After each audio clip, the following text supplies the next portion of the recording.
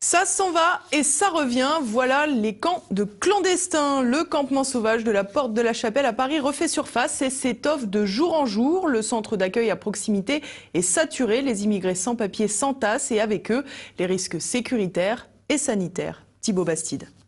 Le camp sauvage de la Porte de la Chapelle est indécrottable. Plus d'1 millier de clandestins y ont élu domicile. Les multiples démantèlements n'y changent rien. Les migrants reviennent systématiquement à ce point de rendez-vous dans l'espoir d'intégrer le centre d'accueil et d'orientation situé à proximité, toujours saturé. En cause, l'arrivée quotidienne de plusieurs dizaines de clandestins, alors que le centre ne peut en accueillir qu'une cinquantaine par jour. Ainsi, les matelas et les tentes s'amoncellent au milieu des détritus. Une situation qui provoque une grave crise sanitaire dans le quartier. C'est ainsi qu'une épidémie de Galles se propage allègrement parmi les clandestins. 164 cas ont déjà été recensés depuis décembre dernier. Une maladie qui ne semble pas effrayer pour autant les nouveaux arrivants qui voient le camp comme un symbole de sécurité. On ne peut rien faire. C'est difficile pour nous de rentrer dans notre pays. Il y a la guerre, les gens sont tués. Alors qu'ici, c'est la sécurité. Le pays est vraiment bien. Il y a les droits de l'homme, mais ce qu'on veut, c'est un logement. On a besoin d'un logement.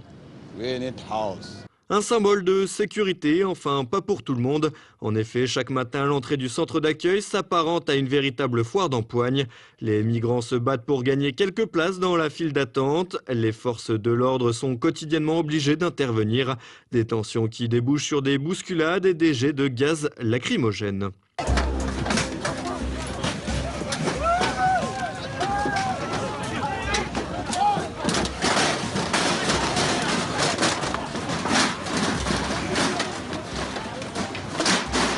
Pour couronner le tout, les rivalités entre les différentes ethnies des clandestins sont plus que palpables. Les bagarres sont fréquentes. Pour autant, les riverains restent les premières victimes.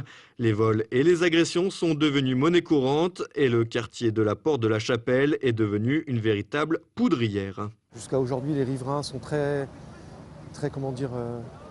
sympas avec les migrants. Tout se passe bien. Par contre, il est évident qu'ils veulent essayer de retrouver leur quartier. Des conditions d'hygiène et sanitaires importantes pour les enfants qui vivent ici aussi, et les gens du quartier.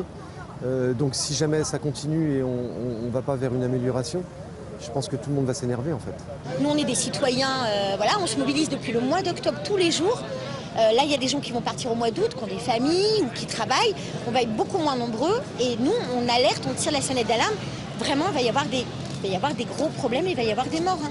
Et si le drame est imminent, chaque jour il y a un peu plus d'huile sur le feu. Puisque les clandestins continuent d'affluer, le ministre de l'Intérieur, Gérard Collomb, doit quant à lui présenter dans quelques jours un nouveau plan pour traiter plus rapidement les demandes d'asile. Les associations d'aide aux clandestins réclament de leur côté de nouveaux centres dans la capitale, une solution qui pourrait faire un nouvel appel d'air.